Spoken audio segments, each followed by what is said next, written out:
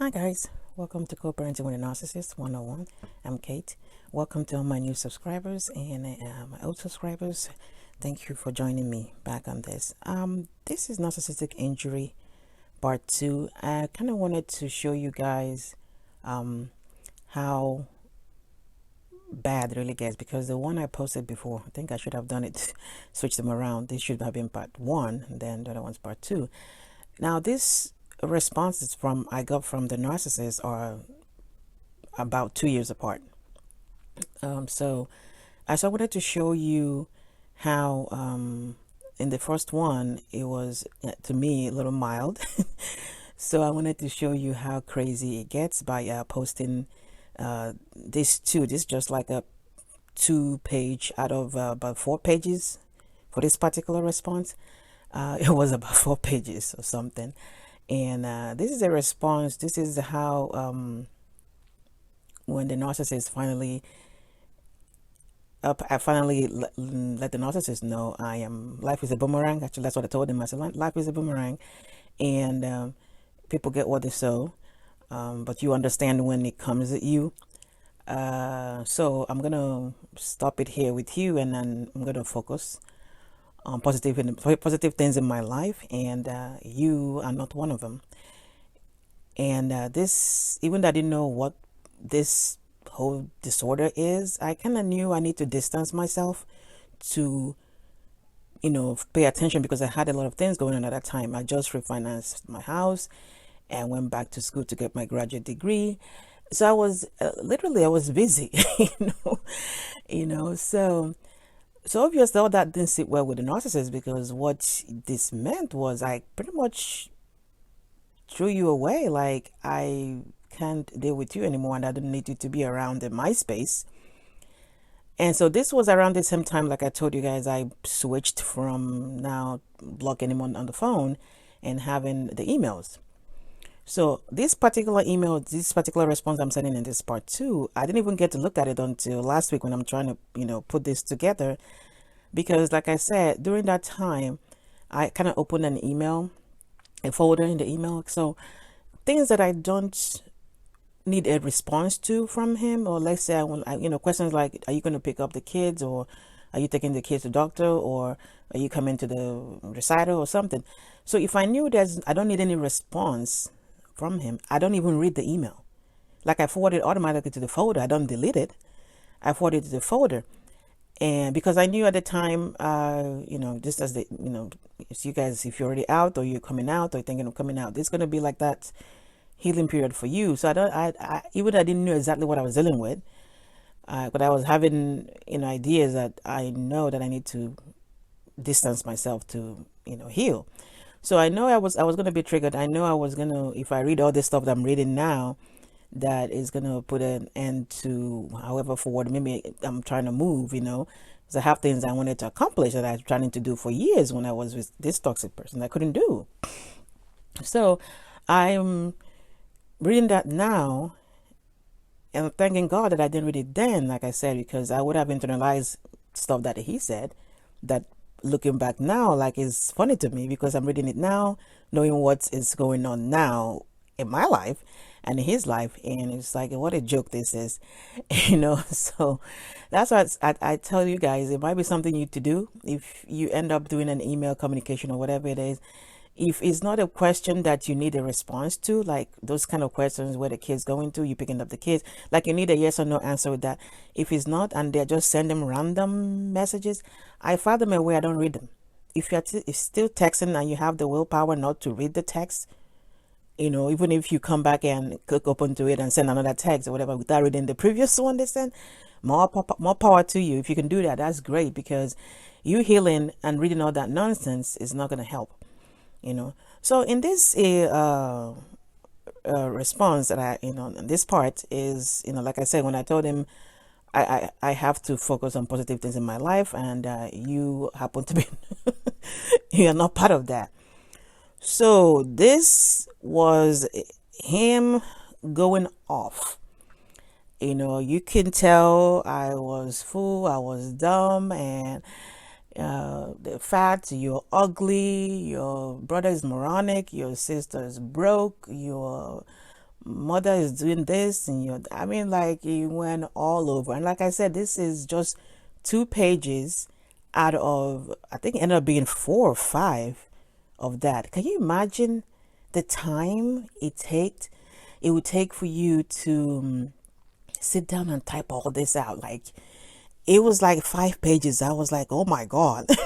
So like, I was reading it now. Like, I mean, like, thank God I didn't do it then. Like I say, it would have triggered me to, do something or slow me down in my healing process. But I'm reading it. I'm like, wow. Oh my God. Like, I had no idea. But there are two things I want to point out in this response that he did say that was very true, and with all of us now, is one, he made a statement there that said something about you guys have no clue, or something like that. And two was I moved on a long time ago. Those two things. I moved on a long time ago, which is what I keep saying when the new supply shows up, that you don't think that the new supply just showed up, they met them at the grocery store. No, that person or whoever supplied this, that, and has been in the relationship for a while. He said, I've moved on a long time ago. And two, you guys have no clue. And literally, we do not have any clue. We didn't. So this is one out of the lies that he's telling, out of the illusions that he was wallowing in. This whole response was the actual truth. I moved on a long time ago. And two was, you guys have no clue. And he was doing, you guys, you guys have no clue. And we really didn't. No, we did not. And you pay attention how he's hammering on the family. And if you guys been in some of the videos, I keep telling you, I've been repeating that he couldn't understand the family unity. Like, he couldn't get it because he doesn't have it. So he doesn't understand why nothing breaks you guys apart. I mean, he will witness us arguing, but you better not say something or do something wrong to the next person. You understand what I'm saying? So he could not understand, and he tried to do it by going behind. I mean, we sit down and talk about so many things he said to this person and said to that person about the other person, and they said about me, and it was like, wow. So you see how he's hammering on that. So a narcissist would always come at you for things that he or she lacks, probably tried to get from you and couldn't get. Those qualities that are not transferable. So they will hammer on your intelligence, like he was doing here. They will hammer on family support. They probably hammer on your economic status. Stuff that you have that they're jealous of, that they cannot get. They will stay on it. So pay attention. That's how you know, and don't internalize bullshit, because you see, coming at you with this, something, and that is so far from the truth, then you can't take anything else that is saying within that as truth or internalize it. You really can't. So I'm looking at this, I'm looking at how his life's going down and how mine is, during that from that period to, I just finished my master's in May, and there's so many things I've achieved. Like, I have so many things I've done. Like, you can imagine how these people probably holding you back. So many things. Like, I was busy. I was so literally, I was busy to not even entertain anything or see what's going on there, or what is he doing now, whatnot. So blocked everywhere. I don't communicate with you if it doesn't involve the kids. If I don't ask you a question about the kids and you don't respond, yes or no or whatever you send to me, I don't even look at it. So I have a folder, I file it away to look at it at a later date.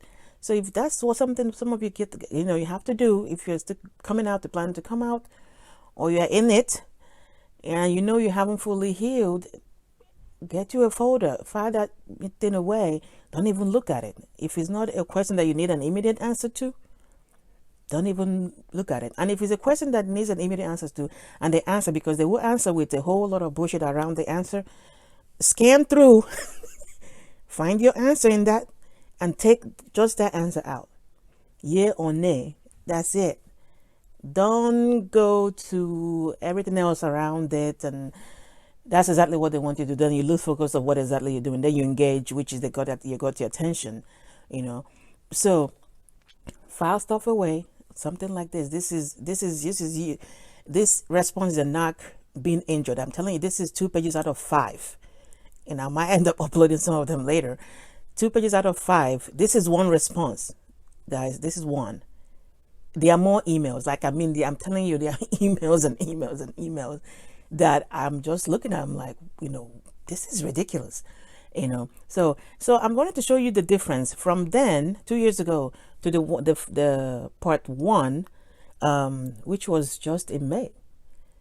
You can see there might not be too many curse words or abuse or what. I mean, it's still there, but it's not as this right here is them coming unhinged. Like, it's because it's right after, and it's clearly you're moving on with your life. You're trying to heal. So this was like, right, they're going all in. You understand? So keep all this away if you can. Put it away. Don't look at it yet. If you're still healing, you're going to be triggered. Find it funny, like I'm finding it funny now, because now I see the other side and what is actually going on 2 years later, and is a joke. And so none of those things I said there was true. So, but if you read this as it's coming and you don't really need this, you're going to hold yourself back. This is narcissist being injured. This is a threat to the ego. You bust the bubble. You bust the bubble. You bust the bubble by moving on. You bust the bubble by trying to better yourself. You bust the bubble by getting up from where they pushed you down and you're trying to get up. You bust the bubble. This ego the inflated ego you bust it open. So now you're going to get whatever comes to you. Now all the person you're actually living with comes out. This is who I was living with for 11 years. This person is the actual person I was living with for 11 years. This is them. So however you can not register this whole communication while you're trying to heal, the better for you. Find a way to do that, and don't internalize this. Keep that away. Read it for a later time. Don't throw it away. Put it where you can, like I put it away, where you can, because this is gonna be like a comic relief, like it is for me now, but it's not gonna be funny. It wouldn't have been funny if I read this 2 years ago. It wouldn't have been funny, So if that's what you need to do, please do. So guys, I wanted to show you what's narcissistic rage. When you injure them, they flip up. This is the rage. You're going all out for everybody in the family. It doesn't even matter. So many lies and so many things were said, none of them true, except those 2 comments. I moved on a long time ago, and you guys have no clue. That he's completely right about. That he is correct about. So wanted to show you guys, because the first one, like I said, was kind of mild. It's like a little change, and that's after 2 years, and that's after going to courts a couple of times for for different things. Finally got an injunction for not no back and forth abuse, but of course you see it's still there, but he kind of toned it down. Oh my goodness. All right, guys, remember, get your mind right. Stay focused. Keep your mind on the prize, which is getting a hold of yourself. Getting a hold of yourself. And everything else will line up. I'm telling you. Once your mind starts thinking in the right direction and you start looking at things and throwing things away that you don't really need, move negative things away from you and just stay focused and go. Everything will fall into place. All right, guys. Keep healing. Keep moving forward.